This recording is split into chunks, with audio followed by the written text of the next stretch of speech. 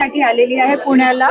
ग्रॅव्हिटीज foundation Usha काकडेंची आहे त्यासाठी आलेली आहे आणि यात आपण 7 मान्यवरांना अवॉर्ड्स दिले आणि एक लाईफ टाईम अचीवमेंट अवॉर्ड दिला. तर हे असे लोक आहेत जे देशासाठी लोकांसाठी सतत झटत राहतात आणि त्यांच्यात काही स्वत्व नाही.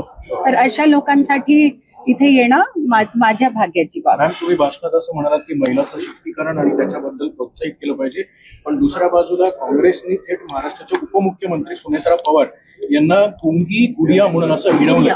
हे कितपत योग्य आहे? गुंगी गुडिया म्हणणं हे कितपत योग्य आहे? नाही, हे खूपच खराब बाब आहे. ही आज म्हटली. अच्छा, मी अपडेटेड नाहीये, पण ज्यांनीही हे म्हटलं तर त्यांना हे लक्षात यायला पाहिजे. ती ताई त्या सक्षम स्त्री आहेत ज्या मागे उभ्या होत्या दादांच्या, ज्याच्यामुळे दादा आपल्या समोर येऊ शकले आणि त्यांनी घर सांभाळलं, त्यांची एरिया सांभाळली, तेव्हा दादा बाहेर अजून फिरू शकले आणि आपलं नाव कमावू शकले. तर प्रत्येक स्त्रीचं कॉन्ट्रीब्युशन मोठं असतं आणि त्यांना माहित आहे कुठे बोलायचं कुठे नाही. आपल्या महाराष्ट्रात असे लोक आहेत, जितके पॉलिटिशियन्स आहेत तितके ओपिनियन्स आहेत आणि कोणी काहीही बोलतं. त्यापेक्षा शांत राहून आपलं काम करणं कधीही चांगलं आणि मी त्यांचा सन्मान करेन.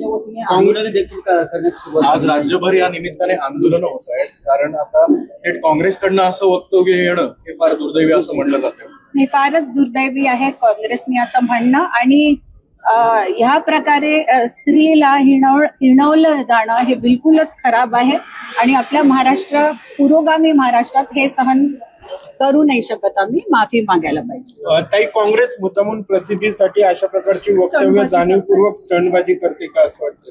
आपल्याकडे आहेतच ऑपोजिशन मध्ये खूप स्टंटबाज आहेत, सकाळपासून चालू होतात. तर ते तर आपल्यासाठी नवीन नाही आहे. आपल्यालाच स्मार्ट आणि इंटेलिजंट व्हावं लागेल, समजायला की कोण स्टंटबाजी करताय, कोण खरे मुद्दे उचलताय. मॅम, परवा एक पुस्तकाचं प्रकाशन झालं देवाभाऊ म्हणून, आणि तिथे बाळासाहेब फडणवीस सीएम सरांचे काका आहेत. त्यांनी असं सांगितलं की आज ना उद्या देवेंद्र दिल्लीत देशाचे पंतप्रधान होतील म्हणून. त्यांनी अशा एक विश्वास व्यक्त केलाय. तुम्ही कसं बघताय वक्तव्याकडे आणि तुम्हाला इच्छा आहे की?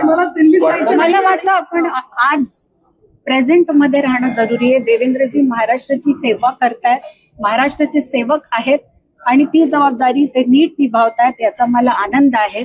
आणि बाकी खूपदा शुभचिंतक जे असतात ते बोलून जातात काही, पण मला वाटतं महाराष्ट्र ती जागा आहे जिथे देवेंची कर्मभूमी आहे आणि इथे छान काम करावं. दिल्लीत बघायला आवडेल त्यांना. मी महाराष्ट्राची मुलगी आहे.